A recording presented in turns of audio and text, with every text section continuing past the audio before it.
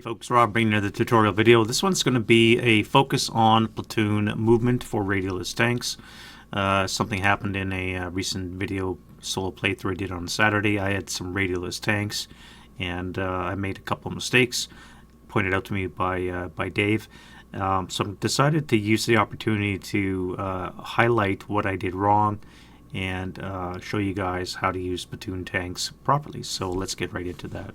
So what we're talking about here is tanks that have on the back of a counter, what you're going to see is a little R in a circle. That means it's radioless. So several tanks throughout the war, many tanks throughout the war had no radios, or in the case of this scenario here, these are the B-1Bs.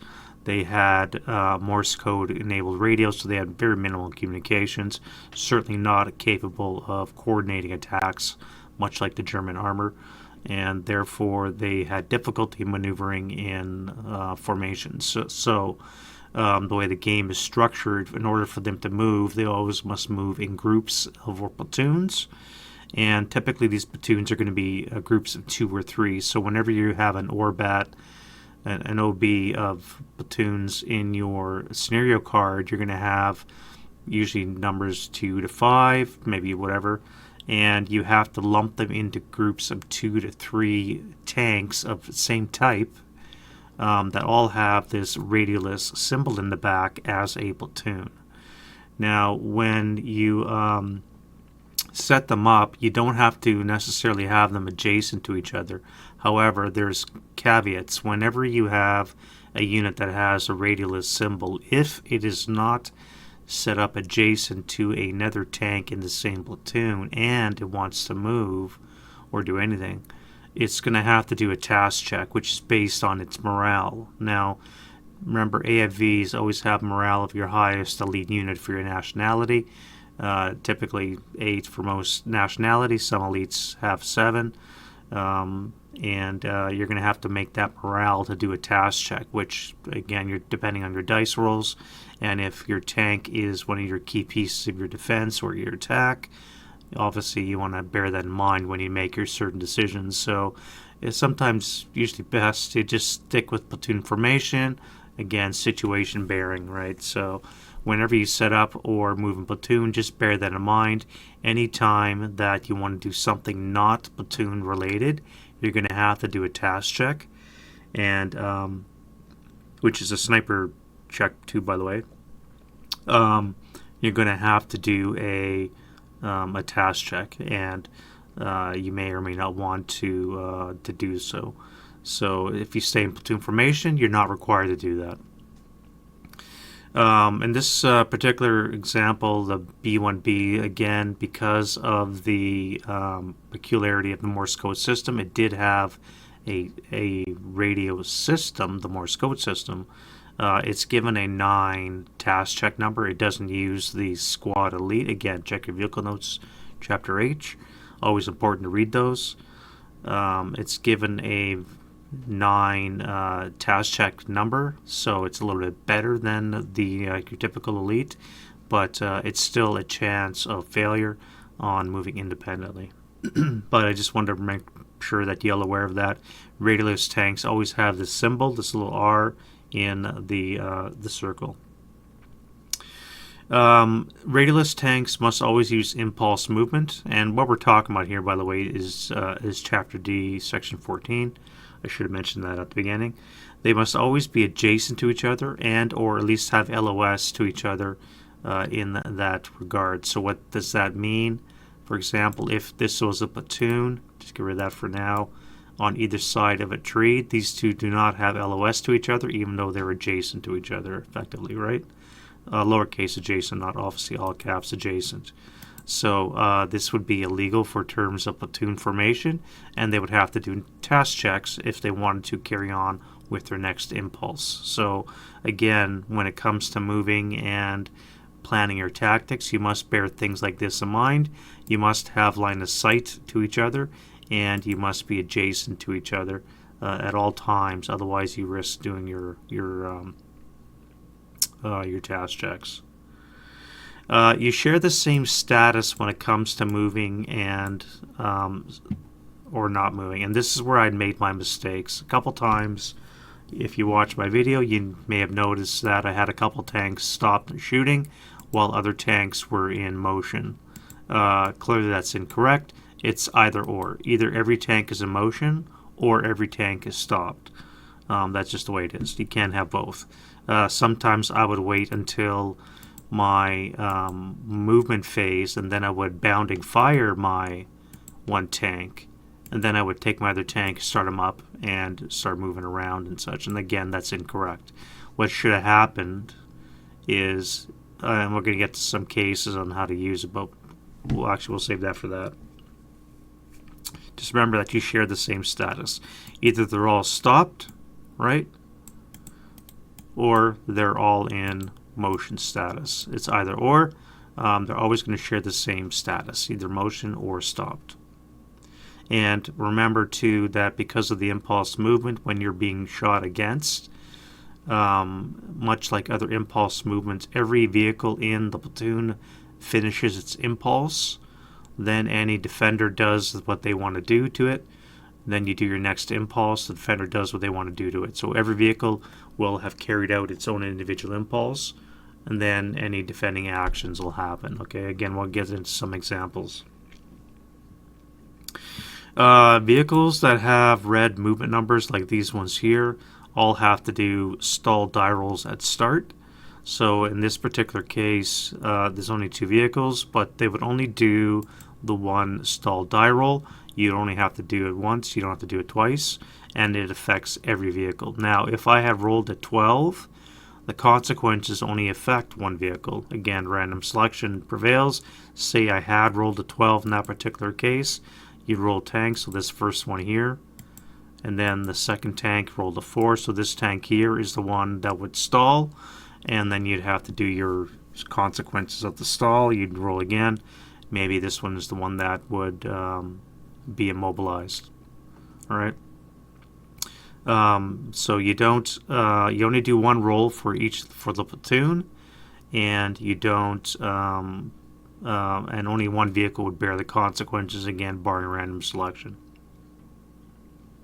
And this also goes for bog as well. All right. So, assuming mud is in effect, for example, and we want to cross this open ground, we do our bog die roll. Your opponent does a secret bog die roll. It says, say this was a 1, for example.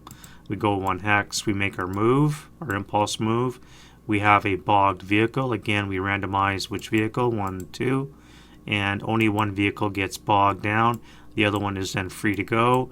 Again, because we've now broken our platoon formation, we still have to do our task check. Luckily, these are B1Bs because the Radioless with the Morse code, we have a 9. I was able to make it. Right? If I would depend on the French morale of 8, this tank would have failed its task check, and he would not be able to move. He would have to stay where he is. And lastly, I want to cover armored assault with platoon formation. A lot of restrictions. There's only a couple cases where you can use multiple stacks of infantry with multiple tanks moving as a platoon. All right, and that is armored assault and bonsai. So obviously, again, very situational that you're going to have this prepared. You'd have your typical Russian human wave or your Japanese bonsai charge. Assuming these guys are Japanese and or Russian, you could do your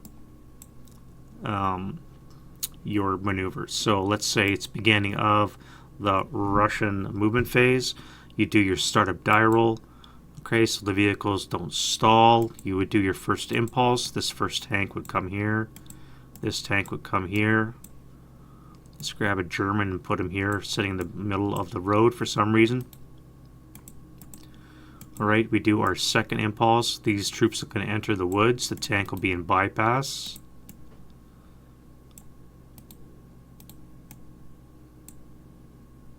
These guys will enter this brush.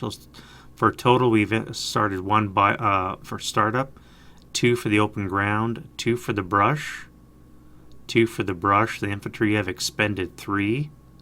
So remember, we have 2 sets of movement factors and movement points so far.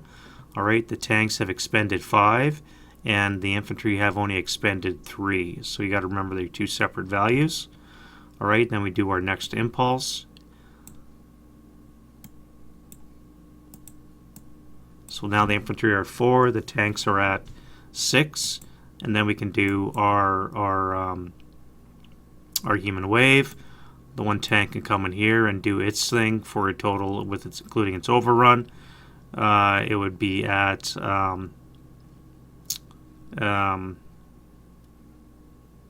what did I say, 6? So it would be at quarter move, would be another 3, so it would be at 9, and the infantry would be doing its 5, and this unit here could enter the woods, and the tank would be in bypass again, and again they would do their thing here, and at this point this unit here can then continue on its merry way, doing their thing. Again, the tank would have to start doing task checks because it's now going to be breaking platoon formation if, for example, there was another German unit back here, say, that we wanted to do a human wave against that. All right.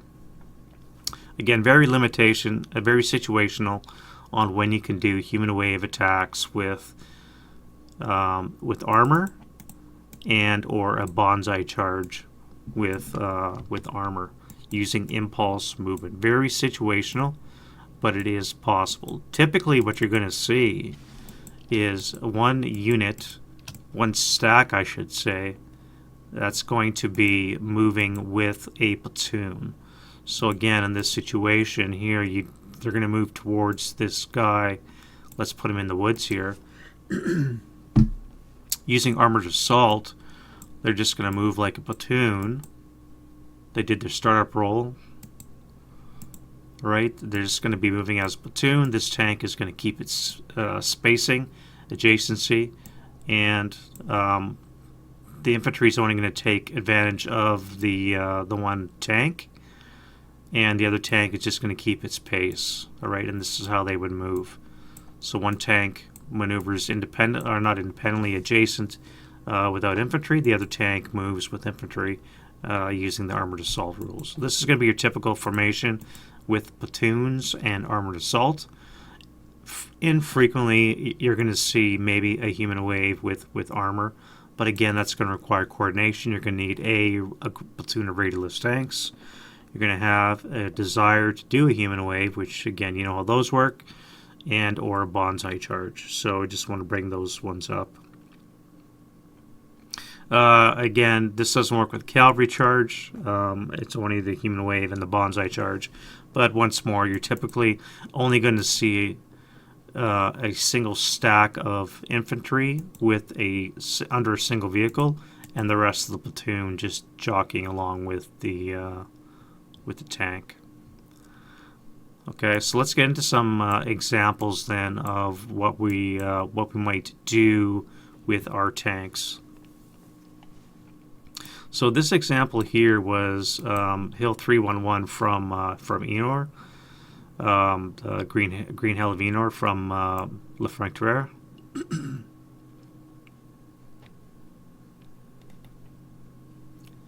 Let's park this guy up there for now.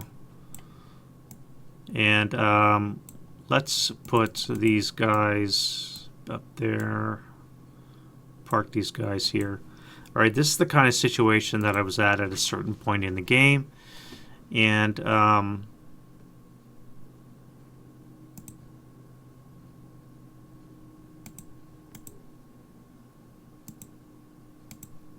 let's do some platoon movement. All right, we're going to assume it's the French movement phase. Now, these tanks here, we want to negotiate this hill. The problem you can see is twofold. One is it costs a lot of move to go uphill. 2, they've only got 11 move. And 3, again, they all share the cost of the hex that the one vehicle enters. So when this vehicle crests this hill for 5 move, every vehicle has already spent 5 move. Even this guy just goes in flat terrain, he's spending 5 move. So when this guy goes 5, this guy goes 5 as well. You want to coordinate your tanks moving so that they all pay the same cost whenever possible. So now this guy here is going to go 6, 6, 5. So this is now going to be 10 move. These guys also are going to be at 10 move. Alright, so by moving 2 hexes, all 3 tanks have now moved 10 move, and they've only got 11 move to spare. So you can see how costly platoon impulse movement is. But again, it's just one of the penalties of being a radialist tank. You're just going to have to bear that price. So what you want to do whenever possible is you want to pre-plan, or definitely think about the more efficient way of moving around with your vehicles. And you definitely want to pre-plan your routes. Now, looking ahead at the terrain, in this specific example, I didn't do that.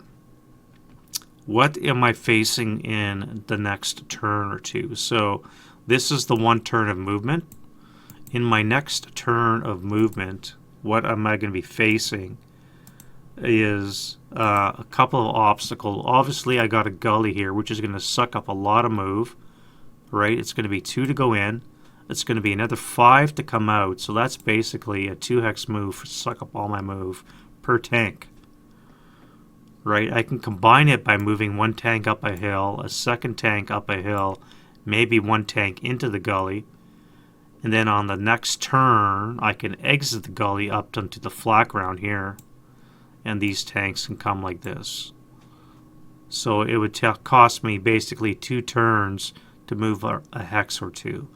But again, that's because I naively decided to come around the west side of this hill rather than maybe approaching through this open ground towards the objective. Again, that was a tactical failure on my part. I didn't consider that far ahead. I thought maybe these tanks up in the high ground up here would give me some kind of fire platform, and I didn't take some other things into consideration. So again, you just bear in mind the limitations of your armor. Chapter H notes. Things like 11 movement points. The fact that it's going to cost so much to negotiate terrain as an impulse moving platoon. Again, every tank has to pay 5 every time a unit crests a hill. So you want every tank to crest the hill at the same time. Every time you turn 1 tank, every tank has to pay for that 1 turn, even though they're not turning. So when you're down a road, let's do a road example just to hammer home that point. These tanks here, if I am on a road like here, even though they're unbuttoned, and say I want to turn to the east, if this tank here turns like this for 1, and I fail to turn this tank, and then I move my 2 points, this tank here is going to pay its half point, then I have to pay another point to turn. This tank here also has to pay that extra point. So I've just lost 1 extra point of movement, right?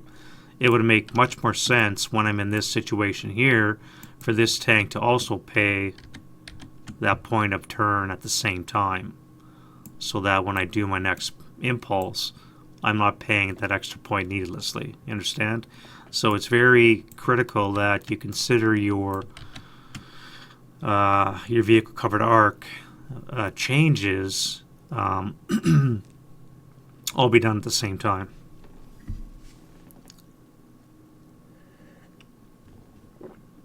You want to make sure that you minimize your payments of your vehicle covered arc changes, your cresting elevation changes, things like that. You want to make sure all that is done at the same time whenever possible, so you absorb the cost for all your vehicles at the same time.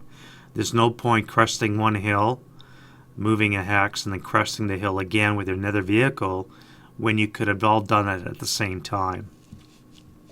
All right. Again, just something to bear in mind. So moving back to our hill example here, that's his 1 turn. In our next turn, we can then move ahead, stay in motion just to avoid our stall die roll. We move our first impulse, our second,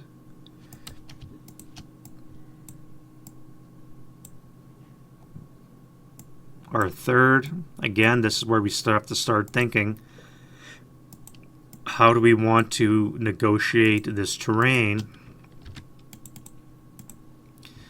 We have to start planning our turns. We have to start thinking about defensive options. We know that the enemy has a 37 long with the old steel granate. We do want to present a profile. Well, we have an orchard right here in front of us. What time do we want to crest the hill so that we present a profile without getting flanked by this? Not that the front or the side is really going to matter with a 26 kill. Even at 5x range, it's still going to be the same 26 kill. I think it's a 26 with the steel granate. But it's something to bear in mind when you're doing your maneuver, is what kind of defenses does the tank, does your opponent have to take out your tank? At what point am I going to have to turn my profile to crest this hill, or am I just going to go through the orchard and then I'm forced to go into the gully? And this is what I mean about taking your lumps in turns. So now this tank pay 2 to go into the gully, everybody pay 2. I'm now going to have to pay another 7 to go out, so that's or 5 to go out, that's 5 to go into the gully. This tank has not enough move to come out. Well, he could come out for 12. I'd have to ESB that tank, and this tank would be stuck in the gully. This tank would stay in motion. This tank would have to ESB. French tanks have extra moves, and of course I just broke down. Now I'm immobilized sitting right here, and this is when he may decide to unveil his 37 long and blow this guy out of the water. You can see how quickly it becomes very expensive. So it's, again, something that you have to bear in mind. When do you make your turns? Bearing the cost of the maneuver you're trying to do, weighed against the movement points that you have available, what your defender has to shoot you with, and the terrain that you're trying to maneuver around. So that being said, in this situation, this may not have been the best avenue of approach. It's very limiting, and it's very costly. What I ended up doing was, in this particular case, this one tank did come forward. This tank came forward. Let's get rid of that for now. So that was 2 movement points. Then I pay the cost to turn.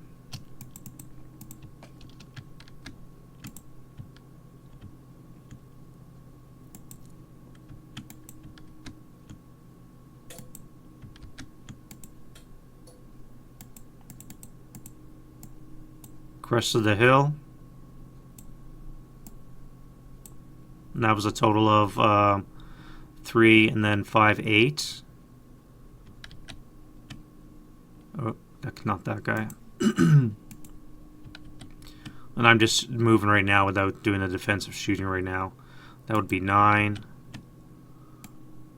And then I'd have to come here for 10 and 10. And basically at this point here, I'd have to either stop or maybe just rotate this guy here for 11 and stay in motion. Or I'd have to ESB this guy to stop, because remember, you all have to share the same status.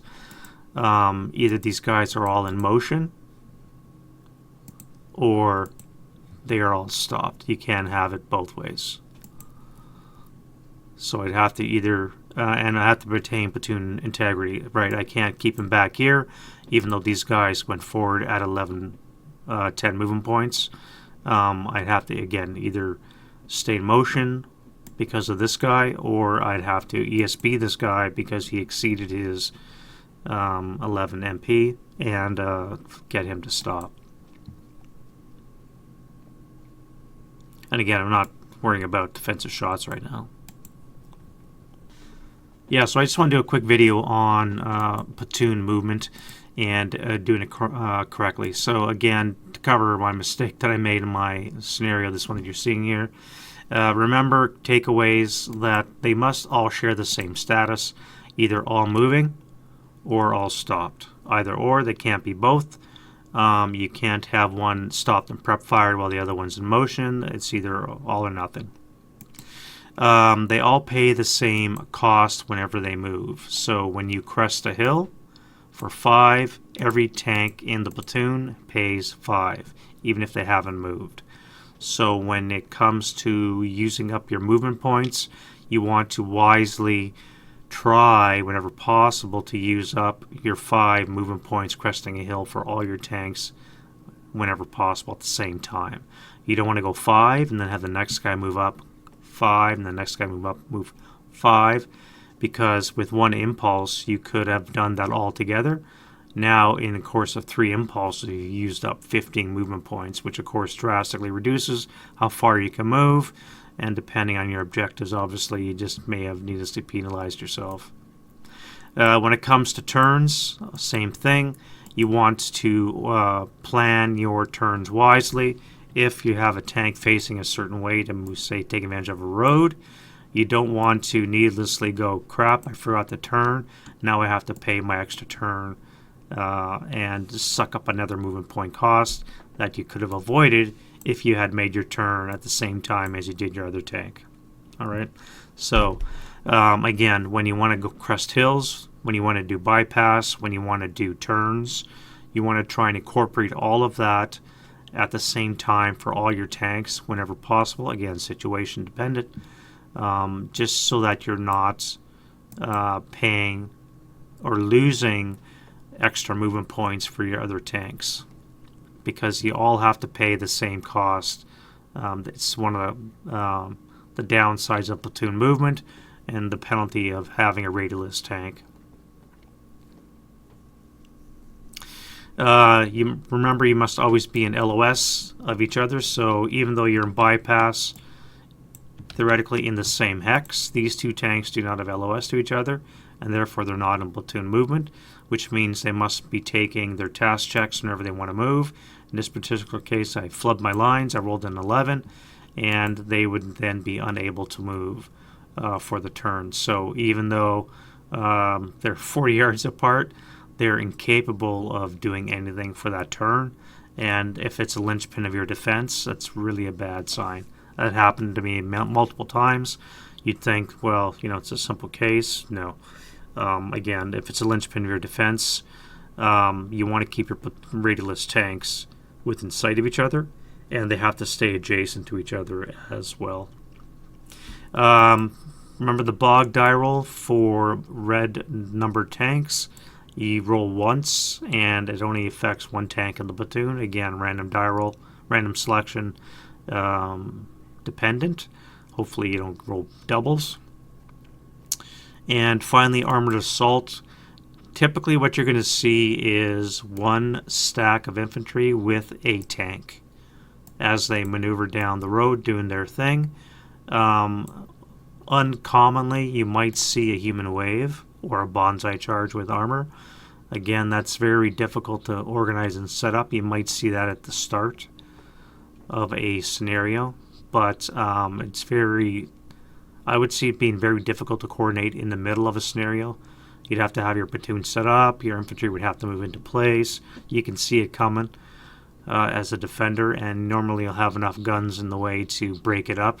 Human waves tend to be hit-miss sometimes anyways, depending on the situation. If you have enough firepower, you'll be able to break it up easily. And at any rate, that's the human wave. They have issues. But typically what you're going to see is 1 platoon moving with a tank. You cannot have 2 non-human wave platoons moving with multiple tanks.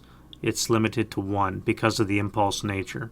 Alright, so if I have 2 French platoons, I cannot have 2 French platoons moving with 2 radioless tanks using impulse movement. Alright, you can't do that. You can only have one normal platoon moving with a radioless tank platoon. Okay, you can't have multiples. And like I said, this is a brief tutorial on radioless tanks, so hopefully it's of some use. I've already did this video probably last year before, but I just wanted to refresh myself because obviously I'd made mistakes in my recent solo playthrough, and hopefully this has been of some use to you. So see you guys next video. Bye-bye.